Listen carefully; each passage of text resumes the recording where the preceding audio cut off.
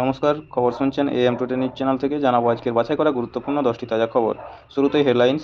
বিরোধীদের ডাক বন্ধে স্বাভাবিক ছন্দে যাদবপুর। স্বাধীনতা দিবসে মণিপুরে উত্তোলন করা হলো উত্তর পূর্বাঞ্চলের সবচেয়ে লম্বা জাতীয় পতাকা, যার উচ্চতা 165 ফুট। আজিকর কাণ্ড, আজ বিরোধীদের বন্ধের ডাক, রাজ্যকে সচল রাখতে কড়া নবান্ন। দেশ জুড়ে 24 ঘন্টা চিকিৎসা পরিষেবা বন্ধের ডাক, IM-এর লক্ষ্মীকান্তপুর শাখায় সামান্য বিঘ্নিত ট্রেন পরিষেবা। নদিয়ায় 3.5 বছরের শিশুকে ধর্ষণ। দক্ষিণবঙ্গে আজ থেকে বাড়তে পারে বৃষ্টির মাত্রা। মুর্শিদাবাদে বোমার আঘাতে মৃত্যু। ভূমিকম্প অনুভূত আফগানিস্তান ও তাইওয়ানে। আজ কয়েকটি রাজ্যের বিধানসভা নির্বাচনের দিনক্ষণ ঘোষণা। এখনও পর্যন্ত 19 জনকে গ্রেপ্তার করেছে পুলিশ। ইসরোর স্মল স্যাটেলাইট লঞ্চ ভেহিক্যাল এর সফল উৎক্ষেপণ। কোচবিহারে বন্ধ সমর্থনকারীদের আটক করল পুলিশ। বাংলাদেশে ভেঙে গুঁড়িয়ে দেওয়া হলো ঋত্বিক ঘটকের বাড়ি। বন্ধ মিছিলে সাঁড়াশি চাপ। শহরের কোন রাস্তায় যানজট কেমন? মুর্শিদাবাদে চলল গুলি, নিহত এক। বন্ধের সমর্থনে কৃষ্ণনগর পোস্ট অফিস মোড়ে পথ অবরোধ SUCI এর কর্মীদের। বিস্তারিত খবরে চলে আসবো। লক্ষ্মীকান্তপুর শাখায় সামান্য বিঘ্নিত ট্রেন পরিষেবা। আরজিকর কাণ্ডের প্রতিবাদে আজ বিরোধীদের ডাকা বন্ধের ভোরে লক্ষ্মীকান্তপুর শাখায় সামান্য বিঘ্নিত হলো রেল পরিষেবা। আজ এই শাখার জয়নগর স্টেশনের কাছে ওভারহেডে কলাপাতা ফেলেছিল বন্ধ সমর্থকরা।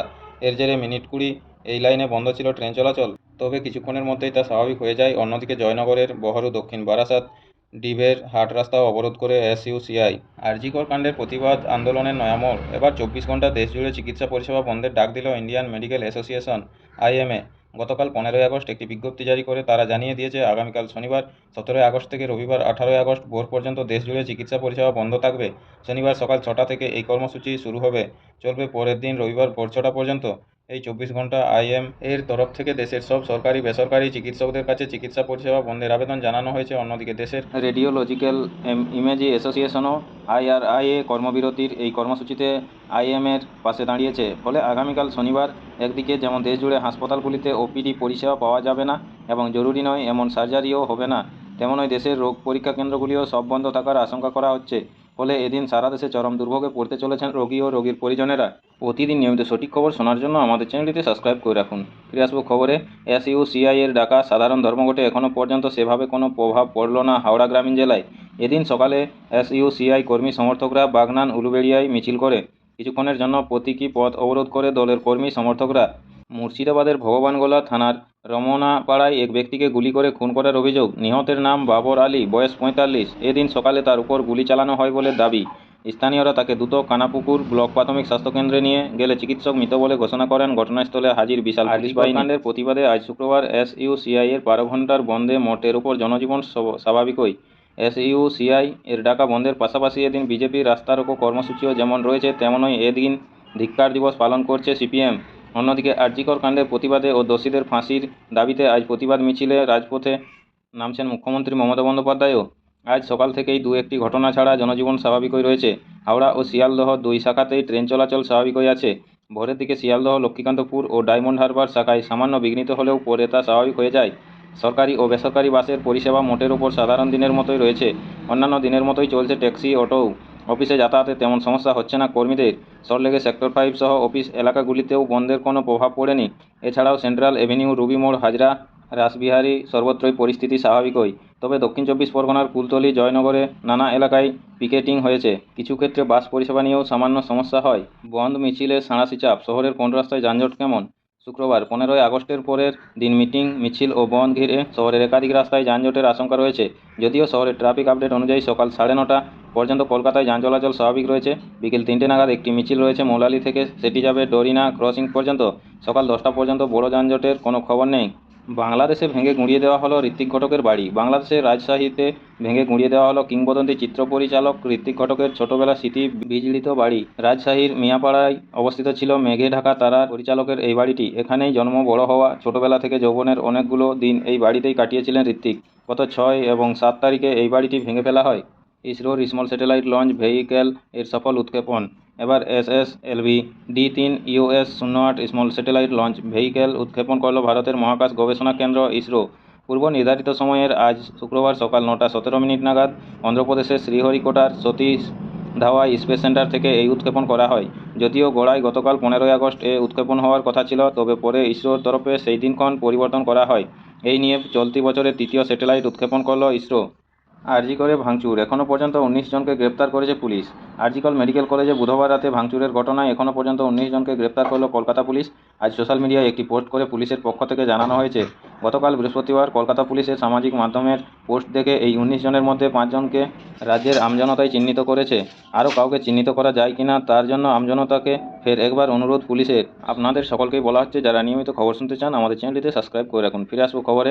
আজ কয়েকটি রাজ্যের বিধানসভা নির্বাচনের নির্ঘণ্ট প্রকাশ করবে নির্বাচন কমিশন। বিকেল 3টের সময় সাংবাদিক সম্মেলন করেই এই ঘোষণা করা হবে বলে কমিশনের তরফে জানানো হয়েছে।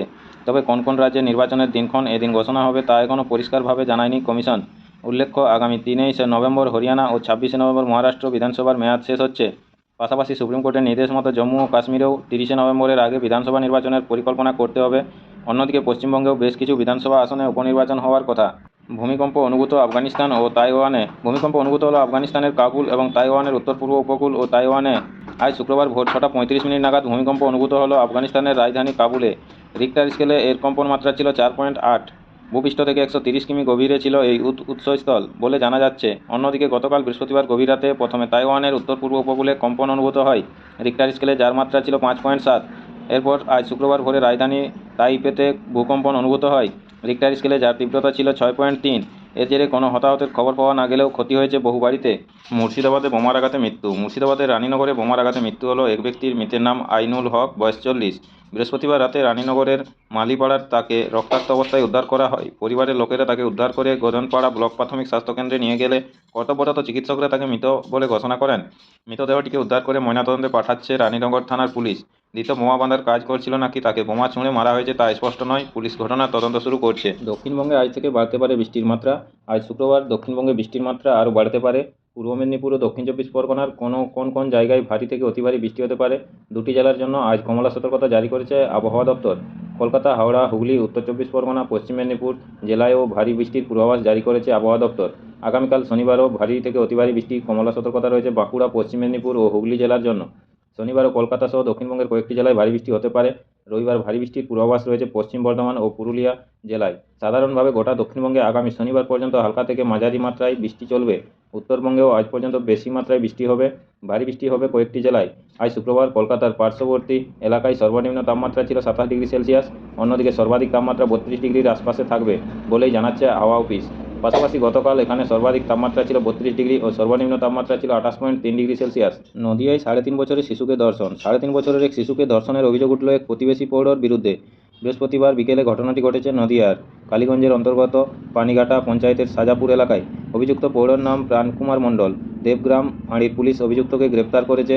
শুক্রবার তাকে কৃষ্ণনগর আদালতে তোলা হবে। এদিন ঘটনার কথা জানাজানি হওয়ার পর এলাকায় লোকজন অভিযুক্তকে বেধড়ক মারধর করে তারপর তাকে পুলিশের হাতে তুলে দেওয়া হয়। নির্যাতিতায় ওই শিশুর পরিবারের অভিযোগ, মঙ্গলবার বিকেলের দিকে প্রতিবেশী ওই প্রৌঢ়র বাড়িতে নাবালিকা খেলতে গিয়েছিল। তখন অভিযুক্ত ওই ব্যক্তি নাবালিকার মুখ চেপে ধরে যৌন নির্যাতন করে গোপনাঙ্গ দিয়ে রক্তাপাত শুরু হয়। তারপর ওই নাবালিকাকে পানিঘাটা হাসপাতালে নিয়ে যাওয়া হয়। সেখান থেকে বর্তমানে সে নদিয়া জেলা হাসপাতালে চিকিৎসাধীন। স্থানীয় সংবাদটি শেষ করার আগে দেখে নেব বিশেষ অংশ আবার একবার। ঝাড়গ্রাম শহরে হাতির শরীরে লোহার রড ঢুকিয়ে দেওয়ার অভিযোগ হুলা পার্টির বিরুদ্ধে। বন দপ্তরকে ঘিরে বিক্ষোভ। সাঁকরাইল গোকুলপুরে নিয়ন্ত্রণ হারিয়ে রাস্তার ধারে জমিতে ঢুকে পড়ল মাল বোঝাই পিকআপ ভ্যান। ঝাড়গ্রাম শহরে হাতির তাণ্ডবে আতঙ্কিত স্থানীয়রা। গোপীবল্লভপুর 2 নম্বর বেলিয়াবেড়া থানায় জাতীয় পতাকা উত্তোলনের মাধ্যমে মর্যাদায় 78তম স্বাধীনতা দিবস পালন। ঝাড়গ্রামে মোবাইল চুরির ঘটনায় গ্রেপ্তার 2, আদালতে পেশ করলে বিচারক জেল হেফাজতের নির্দেশ দেন। উদ্ধার 3টি মোবাইল। ঝাড়গ্রাম স্বাধীনতা দিবস উদযাপনের আগে অপ্রীতিকর ঘটনা এড়াতে ঝাড়গ্রাম রেল স্টেশনে বিশেষ নজরদারি ঝাড়গ্রাম জিআরপি ও আরপিএফ। নমস্কার, স্থানীয় সংবাদটি এখানেই শেষ হলো। এর পরের সংবাদ পেলে চ্যানেলটি সাবস্ক্রাইব করে পাশে থাকা বেল আইকনটি অল করে রাখুন। সবাই ভালো থাকুন, সুস্থ থাকুন। ধন্যবাদ।